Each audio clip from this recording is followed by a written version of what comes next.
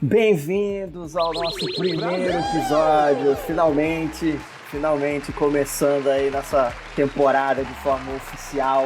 Eu sou o Lui, hoje estou acompanhado do Lucas e espero estar acompanhado dele nos próximos episódios todos, se possível. Esse é o plano. Tá no ar, hein? Bom dia, boa tarde, boa noite para todos os nossos queridos ouvintes. Tô muito feliz de estar aqui começando esse primeiro episódio do nosso podcast aqui com o Lui, meu parceiro. Eu acho que a gente vai ter material para fazer muita coisa interessante aqui. E a pauta de hoje é o seguinte, a pauta de hoje é um pouco de tudo. A gente tá aqui na intenção de fazer uma análise geral do que a gente espera para 2024 e de muitos temas que vão delimitar o que a gente vai trabalhar aí ao longo dos episódios, ao longo da temporada.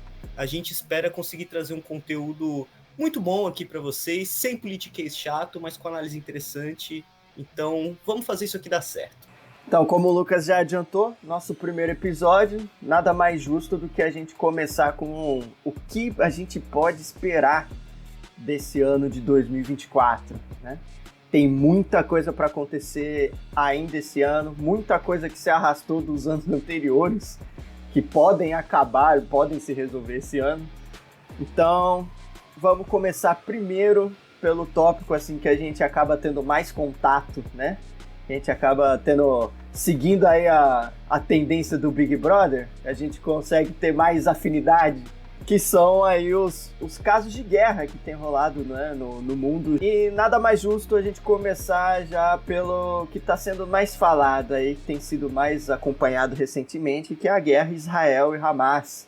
A região do Oriente Médio, cara, assim, se a gente for ver recentemente, a gente sabe que na última década, talvez desde o começo do milênio, a gente consegue ver que é uma região com grandes problemas, assim, problemas bélicos, problemas militares, problemas humanitários, mas nos últimos anos parece que a coisa tem escalado de uma maneira, assim, nunca antes vista, né? Se a gente for ver, cara, agora esse conflito que a gente está tendo entre Israel e Hamas, ele tem raízes muito mais aprofundadas. A gente conhece já um histórico grande de desavenças entre o Estado e o grupo que controla uma parte da Palestina, né? Eu acho que as proporções que esse conflito vem tomando ultimamente são gigantescas. A gente vê que o Oriente Médio, ele por inteiro está se envolvendo no conflito. A gente, por exemplo, no dia que a gente está gravando hoje, tem notícias de que há ataques do Irã à região do Paquistão, que inclusive resultou na morte de 2 crianças.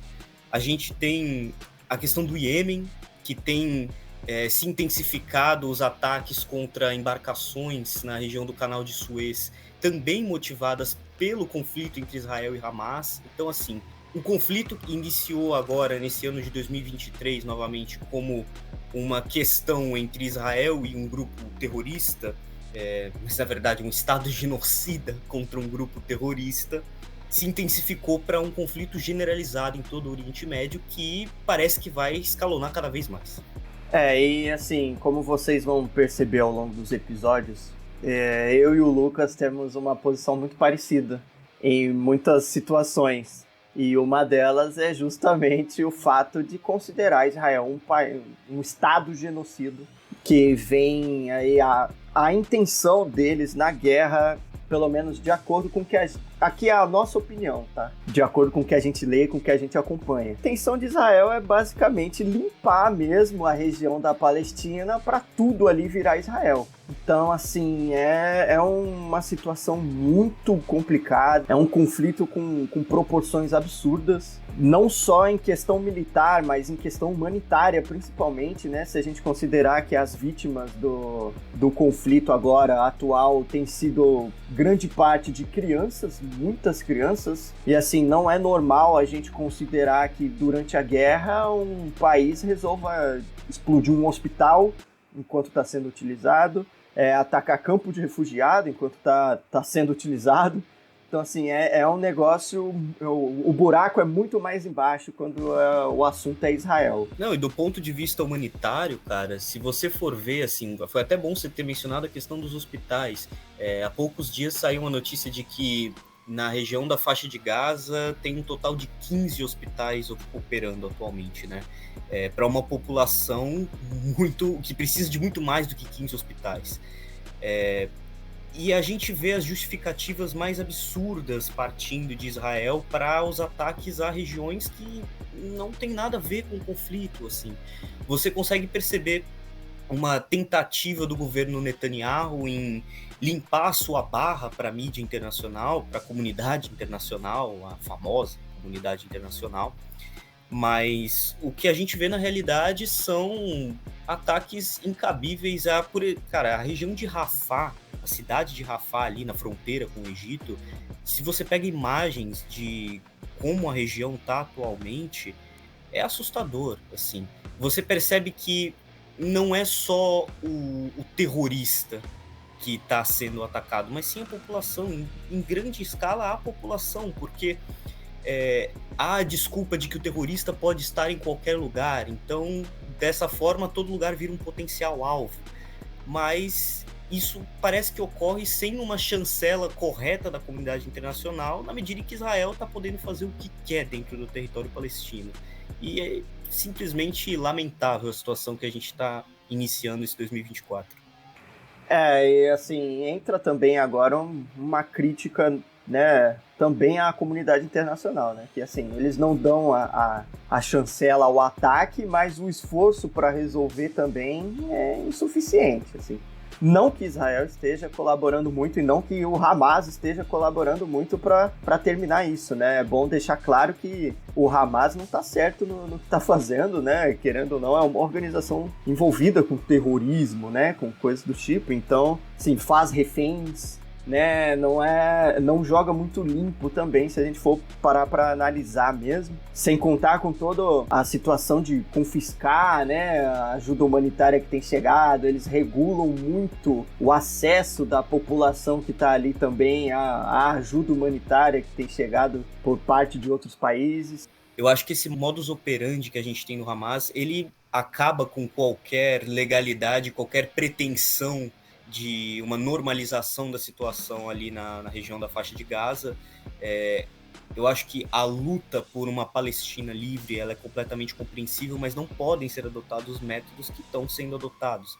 Você faz crianças de reféns, você faz idosos de reféns, você faz pessoas com comorbidades, assim. É um pouco complicado você dialogar pelo fim do conflito quando você toma esse tipo de atitude.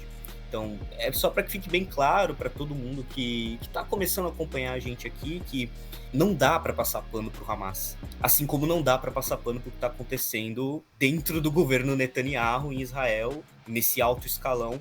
A maneira como esse conflito está sendo encaminhado por Israel e pelo Hamas é o que faz com que ele esteja se alastrando para toda a região do Oriente Médio, como a gente comentou anteriormente, né, cara? Igual a gente costumou, né, ouvir muito na faculdade, né, na guerra não tem santo, não tem um lado certo. Podem ter justificativas diferentes, mas não necessariamente um é mais certo que o outro, visto que tudo o que acontece envolve gente que não tem nada a ver com a história. Israel, infelizmente, vai ter muito assunto ainda sobre isso no decorrer do ano. Eu espero que a gente não precise fazer muitos episódios sobre, porque se a gente não fizer muito episódio sobre isso, quer dizer que as coisas se resolveram na medida do possível ali. Eu também espero. Então a gente precisa aguardar para ver o que acontece. Mas tudo indica que o negócio vai escalar ainda mais. Exatamente. Se a gente vê a proporção que isso está tomando ali na região do Canal de Suez, a situação está ficando um pouco mais crítica. Já foram muitas embarcações atacadas pelos Houthis, acho que nos últimos 2 meses principalmente, né? Mas em dezembro a coisa se intensificou um pouco mais. Para quem não conhece, os Houthis são um grupo do Iêmen, uma milícia do Iêmen, na verdade, que já existe há muito tempo, desde os anos 80. É um grupo de oposição a valores que a Arábia Saudita implementava na região a partir dos anos 80. E os Houthis cresceram e foram apoiados por muitos anos, e ainda são até hoje, pelo Irã. Quando a guerra estourou entre Israel e Hamas, imediatamente os Houthis eles, declararam apoio, né, ao Hamas e passaram a atacar toda e qualquer embarcação no Canal de Suez que fosse de aliados de Israel ou de Israel propriamente dito, e isso tem causado um problema para o comércio internacional, porque tem gerado uma necessidade de navios de diversos países de pegarem outras rotas. Uma delas, o famoso Cabo da Boa Esperança, na África do Sul. E é um pouco complicado, porque quando você mexe com uma região onde passa 30% do tráfego de contêineres mundial, esse conflito, como a gente já falou, deixa de ser uma coisa regional e se torna em escala mundial. E assim, é algo que pode intensificar, né, a treta toda que tá rolando lá, ou resolver, de fato, com mais vontade, né, porque a partir do momento que os grandes players, né, do cenário internacional começam a perder dinheiro, começam a ter prejuízo, de fato, talvez faça com que eles se movam melhor para resolver, né? Não necessariamente vão resolver da melhor forma possível, né? Eles podem simplesmente se organizar e acabar com o Hamas da pior forma possível, né? Mas, de alguma forma, talvez isso se resolva, né? Da melhor ou da pior, aí a gente vai ter que esperar o decorrer do ano, mas isso vai depender de uma atuação mais incisiva dos organismos multilaterais, que aí já é um outro tópico para a gente trazer aqui também. A gente tem percebido uma ineficiência de atuação de diversos organismos, a ONU principalmente, eu acho que ela é o prato principal para a gente trabalhar aqui, mas a gente tem percebido uma ineficiência muito grande desses organismos multilaterais, na medida em que você tem um país, para dizer, os Estados Unidos, que conseguem colocar a sua visão, conseguem vetar qualquer resolução vinda de outros países, foi o que aconteceu com a resolução do Brasil ao conflito, né? E você tem uma participação muito baixa de voz ativa de outros países do mundo para que fique concentrada as decisões em 5 países, o Conselho de Segurança, né? E isso faz com que os interesses apenas desses países sejam atendidos, mas a verdadeira comunidade internacional, para trazer novamente o termo, fica refém das decisões tomadas por Estados Unidos, Reino Unido, Rússia, China e França. Então, aproveitando a deixa, tem uma outra guerra rolando, já desde o ano passado, desde o ano retrasado, né, na verdade, que envolve, né, um desses permanentes da ONU aí, né, que é a guerra Rússia-Ucrânia, que, apesar de estarem falando menos, o negócio lá ainda não acabou, tá? Ainda tá rolando a treta, o Zelensky tá desesperado para conseguir apoio a mais, para conseguir mais dinheiro, para conseguir mais material físico mesmo, para manter essa guerra rolando aí, tentando se defender dos ataques russos. E a Rússia continua lá com os territórios que tomou mesmo da Ucrânia, ainda mantém o controle, né, das regiões. É uma guerra que a gente ainda vai acompanhar esse ano, né? A verdade, cara, é que assim, se você for ver a guerra Rússia-Ucrânia, russo-ucraniana, acho que é assim que as pessoas têm chamado, conflito russo-ucraniano, ele tá para fazer aniversário, né? Agora, em fevereiro, vai fazer 2 anos desse conflito e passou muito rápido, a verdade é essa, e infelizmente ele ainda não terminou, mas, ao meu ver, é um conflito que tem aí um prazo de validade, né? Eu acho que o resultado das eleições americanas, que é algo que a gente pode comentar daqui a pouquinho, mas o resultado das eleições americanas vai influenciar muito no que vai acontecer nesse conflito. O Donald Trump, como possível próximo presidente dos Estados Unidos, já deu muitos indícios e muitos anúncios de que não é interesse dele, dos Estados Unidos, em financiar a Ucrânia para uma recuperação. E enquanto isso, a gente vê a Rússia, de certa forma, passeando no território ucraniano. Eu acho que no começo da guerra tinha aquela aura de que a Rússia vai passar o carro e vai dominar a Ucrânia inteira em 5 dias, em 1 semana. A gente fazia até aposta de quando ia acontecer. E não foi o caso. A guerra se provou muito mais longa, até pela própria atuação da OTAN no conflito, né? Mas o balanço geral que a gente consegue fazer é de que parece que a Rússia tem a situação um pouco controlada. Tem o controle da região do Donbas, tem o controle de Zaporíжья, tem o controle de Mariupol. de regiões muito importantes ali da Ucrânia. A própria Crimeia também continua, né? A própria Crimeia. Então, assim, eu acho que nunca foi interesse da Rússia, é muito difícil de saber o que passa na cabeça do Putin, né? Mas eu acho que nunca foi interesse da Rússia capturar o território inteiro da Ucrânia. Eu acho que eles têm o controle daquilo que o Putin talvez tivesse em mente, e com o financiamento cada vez menor para os Zelensky, até os países europeus saindo um pouco do barco, pulando fora, eu acho que isso tem data para acabar. Então, e se a gente levar em consideração a motivação, né, a justificativa do Putin, né, no começo da guerra, que era tomar as partes consideradas russas, né, da Ucrânia ali, que era onde basicamente tinha uma maioria de população russa mesmo, são exatamente essas regiões que eles tomaram, né? Então, assim, se a gente seguir a justificativa do Putin, eles conseguiram o que eles estavam planejando. Então, assim, até onde a Rússia tá tendo um prejuízo nisso, né? Até onde eles deixaram de fazer o que foi falado. E sem contar que teve toda a tentativa do Ocidente de travar a Rússia através de sanções econômicas, bloqueios, boicotes, contas congeladas e etc. E que não adiantou nada, né? Ele só serviu para eles aumentarem ainda mais o contato deles com a China, com a Índia, com alguns países do Oriente Médio ali. A forma como esses mercados asiáticos eles estão aí emergindo, né, por causa desse conflito, eu acho que isso só deu mais destaque para como essas regiões, a Índia e a China, a Índia é um player muito importante recente, né, e a China um já consolidado, mas eu acho que a situação do conflito só mostrou como o Ocidente está enfraquecido em termos econômicos, principalmente em relação aos países asiáticos. A China vem apresentando uma desaceleração, né, no seu crescimento, mas é uma desaceleração muito pequena comparada a tudo o que o país construiu até hoje no comércio internacional. A Índia cada vez mais decolando como um mercado alternativo também no continente asiático. E a gente consegue perceber que essa guerra só gerou também uma união política mais forte entre eles, né, cara?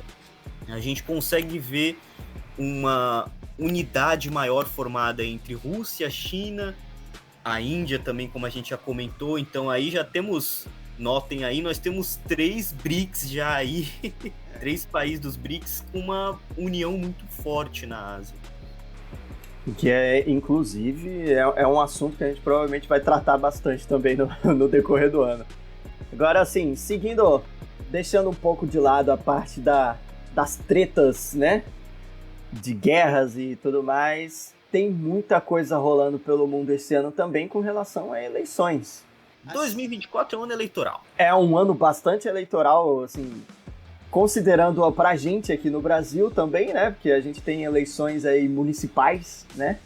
Lógico que é uma proporção muito menor, né? Uma escala muito mais pontual, né? Se for comparar com tudo que vai acontecer no cenário internacional. Você já sabe quem vai votar, Luiz? Não precisa falar em quem vai votar. Eu tô esperando confirmarem os candidatos todos, para eu poder ter minha opinião formada.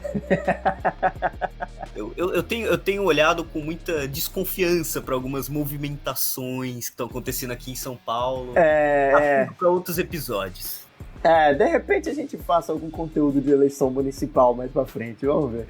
É uma boa. Que agora, pro impacto internacional, não tem como a gente não falar das eleições dos Estados Unidos, que tá para acontecer esse ano, né? Já começaram, né, as primárias, que para quem não sabe, né, os partidos, tanto o republicano quanto o democrata, fazem primárias para saber quem que vai concorrer à presidência, né? A gente já começou com 2 estados americanos tornando o Trump inelegível, então nesses 2 estados em específico não tem Donald Trump na disputa, que é o estado do Maine e do Colorado. Mas, por outro lado, a gente tem Iowa, que teve o Trump arregaçando, ganhando com recordes. Então, assim... Exatamente, cara. Eu tenho uma dificuldade de pronunciar o nome desse estado, Iowa, não sei. Os americanos sabem pronunciar. Cara, assim, se a gente for ver o que aconteceu em Iowa, é um pouco do que já estava previsto, né? A gente tinha ali o Donald Trump como o favoritíssimo a ganhar a disputa em Iowa, e foi o que aconteceu, mas batendo alguns recordes, sim. Mas se a gente vê os candidatos que você tem também do Partido Republicano, é um pouco difícil de esperar que tenha uma competição forte com o Donald Trump. O Ron DeSantis é um cara que despontou no começo do ano passado como o possível grande contraponto, mas perdeu muita força. Não sei nem se na Flórida, onde ele governa, ele vai ganhar nas primárias. Agora ele é basicamente o cara que tá processando a Disney. Né? Exatamente. Isso. Ele é o chatão que tá processando o Disney. Entendeu? E aí, se você vê outros candidatos, a Nikki Haley também era uma possibilidade, mas muito fraca politicamente. Não sei se só em Iowa, mas talvez no resto do país. E também tem um outro candidato que, me perdoe se eu falar o nome dele errado, Vivek Ramaswamy, eu acho que é assim que pronuncia, que também era um nome que despontava como um possível contraponto forte e saiu da disputa e já declarou apoio ao Donald Trump. Então, assim, tudo indica que teremos uma corrida Trump-Biden novamente. É engraçado ver, né, que o cara era considerado um contraponto ao Trump, e aí ele sai e declara apoio ao Trump, né? Então, até onde ele era um contraponto, né? Eu acho que era só o que a gente esperava e não a verdade. Mas... É aquele contraponto bem... É meio esquisito esse papo, né? E a gente tem que lembrar também, tem o Mike Pence também, mas, cara, ele era da chapa junto com o Trump antes, né, no outro mandato. Não sei até onde, né, seria algo diferente. Eu acho que o Mike Pence, ele aparecia como uma opção daquele republicano que apoiava o Trump, mas deixou de apoiar depois do dia 6 de janeiro, na invasão do Capitólio. Porque o Mike Pence teve uma postura um pouco mais democrática, né, nessa transição de poder. De certa forma e de maneira muito veladinha, repudiou um pouco as ações do Donald Trump, mas, assim, dificilmente também vai crescer nas pesquisas. Eu acho que a gente já tem o cenário das primárias, pelo menos, consolidado. Acho que é muito improvável não ser aí um Trump versus Biden de novo aí. Eu acho que é muito... Trump versus Biden 2. O inimigo agora é outro. É o retorno. O inimigo agora é o mesmo. É o mesmo, Nem isso os caras conseguem variar, né? A gente vai acompanhar, né? Claro, porque é uma eleição que tem muito impacto no cenário internacional, no mundo todo, né? Mas é muito difícil que não seja um Trump e Biden, e o Trump vem com um potencial de vitória considerável E, assim, alto, né? Porque... E aí entra nesse cenário que, ao meu ver, e eu acho que ao ver de todo mundo que acredita na democracia, é o mais preocupante para 2024. Porque a gente conhece aquela velha máxima que a gente aprende dentro da faculdade, que o que acontece nos Estados Unidos acontece em uma boa parte do mundo. E um ano que a gente tem eleições em países muito importantes no mundo, na Índia, por exemplo, nós temos eleições para o executivo, na Rússia nós temos eleições, mas já a gente fala disso. Assim, a gente tem um candidato, aquele que se vende como mais um daqueles outsiders, né, da política. Eu acho que o Trump, em 2016, até inaugura um pouco esse fenômeno. E se ele voltar ao poder, o que vai ser de outros países que estão se recuperando desse processo de quebra da democracia, como aconteceu aqui no Brasil? E o que vai ser de países que já têm figuras políticas extremistas no poder? A gente consegue citar um monte hoje em dia, né, cara? Isso é preocupante. A gente olha para Itália com a Giorgia Meloni, a gente olha para Holanda com Geert Wilders eleito, a gente olha para Argentina com o homem que fala com os cachorros, Javier Milei. Entendeu, cara? Assim, a gente tá entrando num cenário que cada vez mais essas pessoas estão se proliferando. É um ano decisivo para a democracia no geral, né? Então a gente tem que ficar ligado mesmo com o que vai acontecer. E já emendando, né, você já citou, a gente tem eleições também não só nos Estados Unidos, né, mas a gente tem também na Rússia e na Ucrânia, que essa da Ucrânia, que já tinha sido adiada até, né, e tal, e parece que não vai passar desse ano mesmo. Será que tem condição? Então, eu não sei se eles seguram a onda de outro adiamento, pra ser bem sincero, eu acho que adiarem de novo vai passar muito a sensação de que, tipo, o Zelensky tá armando alguma coisa, de que o cara não quer sair, entendeu? Eu acho que passa essa sensação, eu acho que não vai passar desse ano. Vai ser determinante para o futuro dessa guerra, né? Sim, até porque o Zelensky tá aí, né, correndo atrás, né, a gente já falou disso até, tá correndo atrás de apoio não só da OTAN, né, como um todo, mas da Europa, dos Estados Unidos, tá? O cara tá desesperado ali para conseguir mais apoio para manter a guerra e tentar recuperar os territórios e etc. Mas, assim, o governo dele foi marcado não só pela guerra, né? Claro que foi, de fato, o principal evento do governo dele foi essa guerra aí, que eu sinceramente acho que ele não esperava ter que lidar com isso. Com certeza não, né, cara? Eu acho que, assim, é aquela coisa. Você vê o cara ali na Rússia movimentando um tanquezinho ou outro. Você fala, pô, tá, ele não é louco, ele tá me vendo, ele não vai me atacar. Eles são russos, né? Os russos têm dessas, aí, né? Começa a formar ali na fronteira já o exército. Aí o cara já tem que acender alguns alertas. E aí, quando o conflito estoura, cara, eu acho que o destino do Zelensky foi selado ali, naquele dia. E é muito louco de pensar que é um cara que realmente não tinha envolvimento nenhum com a política.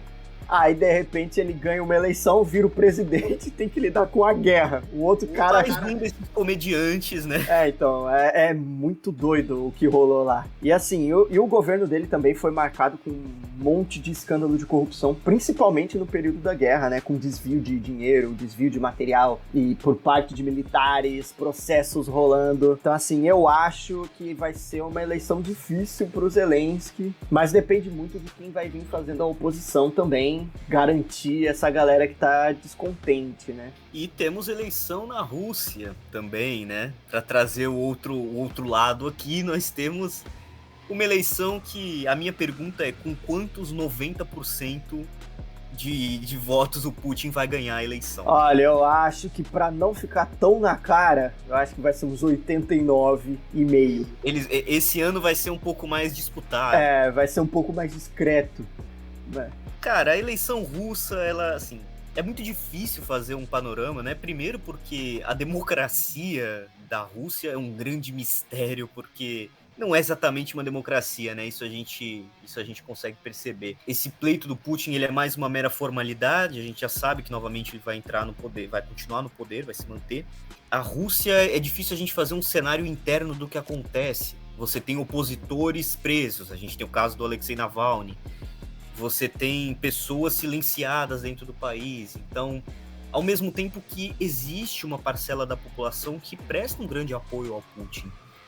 O Putin tem também uma boa conexão com a aristocracia russa, né? Então, é difícil saber qual é o apoio real dele, né? Que chega pra gente, né, também são informações meio esparsas, né, assim, não chega tanta coisa de notícia e as notícias que chegam vêm muito enviesado pro lado ocidental, né, porque querendo ou não, as agências de notícias que chegam pra gente são a galera da Europa e dos Estados Unidos. Assim, eles não vão falar bem da Rússia, não tem essa. E a gente chegar até a fonte de informação russas mesmo, a gente já começa que tem, né, todo o entrave com a língua, né, com o idioma que é muito, muito diferente do nosso. Então coisas se perdem em traduções, etc.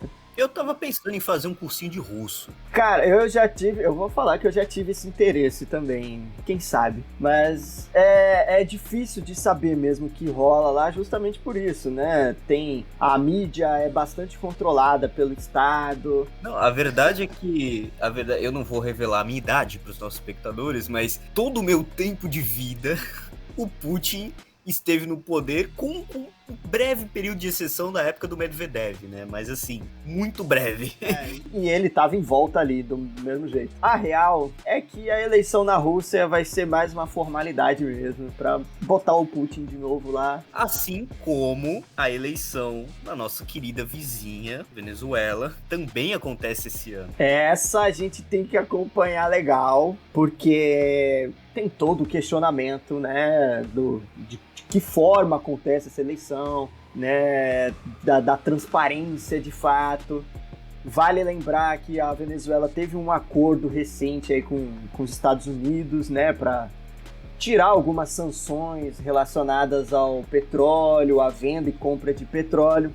E um dos compromissos da Venezuela era deixar as eleições mais transparentes. Se a gente olha o que aconteceu no ano passado, em um mês o Maduro anunciando eleições e o governo permitindo algo um pouco mais democrático, e no mês seguinte a Maria Machado, opositora, sendo presa. A principal opositora do Maduro sendo presa e impedida de competir nas eleições. Engraçado que outros nomes da oposição simplesmente desapareceram. Qual foi a última vez que você ouviu falar de Juan Guaidó? O Juan Guaidó, eu acho que foi um delírio coletivo mesmo da galera.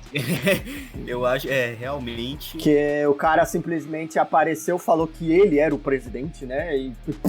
E é isso, e subiu. E quando os Estados Unidos começou a ficar um pouco mais interessado no petróleo venezuelano, você vê que as conversas com o Guaidó também morreram. E aí passa a ter mais conversinha com o Maduro, pra gente ver como é que são as relações. A gente tem aquela coisa de achar, nossa, eles são inimigos mortais. Não é bem assim que a coisa funciona, né? Quando o assunto é dinheiro, tem muito dessa de inimigo, sabe? Se eu consigo ganhar dinheiro contigo de alguma forma, a gente vai conversar de alguma forma. Eu vou falar mal de você pra caramba, mas ali no grupo do WhatsApp a gente resolve, entendeu? Manda ali uma DM no Insta. Por aí o negócio. A galera acha que é muito preto no branco, assim, tipo, o bem e o mal, tal. Não tem dessa, não tem dessa. É o nosso trabalho aqui também mostrar que não é isso. Sim, é pra isso que a gente tá aqui. Pra ver que a conversa é outra, sabe? Mas, assim, a eleição da Venezuela a gente tem que ficar de olho porque é um vizinho nosso, tem tudo que acontece lá, tem um impacto considerável aqui no Brasil. Então, a gente recebe muita gente da Venezuela de refugiados e tudo mais. O que resta pra gente é acompanhar de perto pra ver o que vai acontecer, que é muito provável mesmo que o Maduro seja o presidente de novo, né? Puxando aí pro nosso bloco final, né? Existem alguns eventos que vão proporcionar essas conversas mais multilaterais, né? E a gente tem aí o encontro do G20 que vai acontecer no Brasil, que é um encontro que, assim, traz muito do que pode acontecer daqui para frente, né, no mundo, que são é um grupo de países aí que vem para conversar, negociar e trazer novas perspectivas, né, pro decorrer do ano, mais para 2025, né, porque acontece no final do ano agora, mas é bom a gente acompanhar de perto também para ver como que vai rolar essa conversa entre os países, né? Como eu trouxe um pouco antes aqui, eu comentei, eu acho que você também comentou, cara, assim, 2024 e 2025 também, futuramente, mas 2024 principalmente é um ano derradeiro para essas questões, principalmente do multilateralismo também. Não só da democracia, mas do multilateralismo, que, na minha humilde opinião, andam entrelaçados, eu acho que é muito difícil separar um do outro, mas é um ano de muitas provações para o multilateralismo. Esse encontro do G20 tem muita pauta para ser conversada e outros eventos de blocos que a gente tem também, como a expansão do BRICS, por exemplo, é algo que a gente precisa se atentar, porque vão entrar novos países, muitos países da região do Oriente Médio, países árabes, então a gente precisa ver como vai ser a relação do Brasil com esses países e a relação deles entre si. Eu acho que a gente precisa acompanhar essas questões, porque a maneira como esses eventos multilaterais eles vão se desdobrar ao longo de 2024 vão ditar o futuro democrático do nosso mundo, né, cara? Juntamente com as eleições que nós temos, né? É uma coisa para ficar de olho, e é legal da gente lembrar, assim, do BRICS, que A princípio, né, o BRICS era um bloco formado só por Brasil, Rússia, Índia, China e África do Sul, né? E agora, com a entrada desses novos países, o BRICS vai ter um potencial absurdo, porque é basicamente metade da população do planeta reunida nesse bloco, e se a gente levar em consideração o valor econômico ali agregado de todos, eles passam do G7, que em teoria são 7 países mais ricos do mundo, né? É um negócio que vai, querendo ou não, ter um impacto na balança de poder, aí, principalmente econômica. Vai surgir aí como um possível contraponto a essa hegemonia ocidental dos americanos, da Europa. Em vários pontos, porque além da economia também, né, cara? Principalmente tratando esse ponto hegemônico, o intercâmbio cultural que o BRICS tem o potencial aí de realizar com essa expansão, ele é muito grande também. Já há um intercâmbio muito interessante que ocorre entre o Brasil e, por exemplo, Brasil, Índia e África do Sul, mas todo esse processo que ocorre de troca tecnológica, troca econômica, troca cultural, isso pode também alterar, como você bem colocou, a balança de poder, de forma que essa visão ocidentalista que a gente tem no mundo, de um mundo dominado por América do Norte e Europa, esse mundo talvez esteja passando por mudanças muito importantes. Ao meu ver, essas organizações vão conseguir ditar um pouco a maneira como isso vai acontecer. Vai depender de ter uma posição coordenada entre esses países, o que a gente também sabe que não é tão fácil. É bom a gente acompanhar mesmo, porque diz respeito diretamente ao Brasil, né, claro, mas pode ser uma nova forma de ver o mundo, né, de ver as organizações internacionais, né, pode desencadear uma série de mudanças. E é legal da gente citar agora, só para a gente encerrar, que a União Africana também tá vindo aí com uma força muito grande, cara, principalmente no discurso de soberania africana, e pode causar um impacto muito grande, principalmente com as relações com a Europa, né, que tem esse histórico de colonização e exploração da África. É bem legal de acompanhar também com o decorrer desse ano como vai ser o comportamento deles, porque eles estão vindo com um discurso bem decolonial mesmo, assim, de quebrar mesmo. Cara, são atores muito importantes, né? Porque eu acho que isso é uma falha de todo mundo, na verdade, de todos os continentes, todos os povos do mundo. A gente sempre olha para a África com um olhar muito colonialista, e a verdade é que o continente africano, ele tem uma diversidade tão gigantesca, e a maneira como se organiza a política africana, ela é muito misteriosa pra gente. A gente ainda não conhece muito desse mundo, mas é muito importante conhecer, porque são países que exportam muitas coisas importantes pra gente.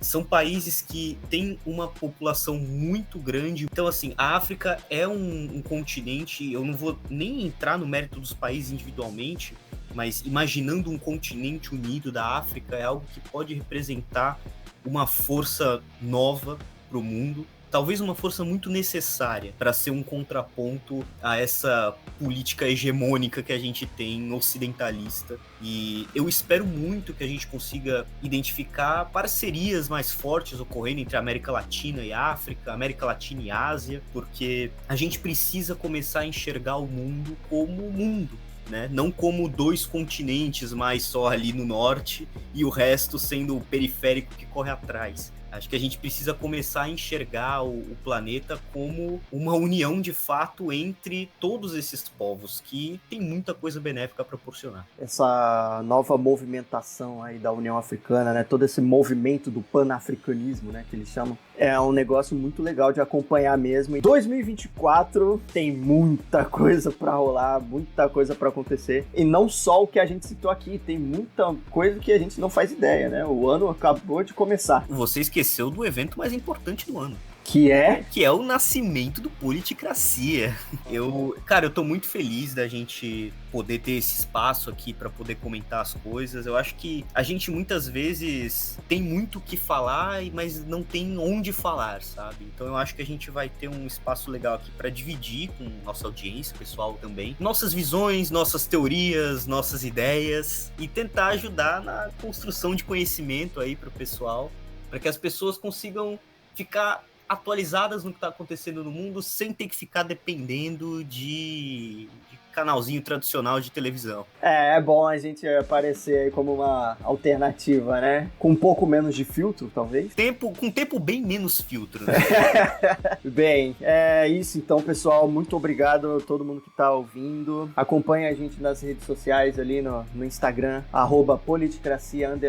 Lembrando que os episódios saem semanalmente, toda quarta-feira, no Spotify e no Amazon Music, por enquanto. Em breve a gente consegue todas as plataformas possíveis. E até a próxima. Muito obrigado pela presença de vocês, pessoal. Feliz demais de estar aqui e espero vê-los novamente em breve. Até mais.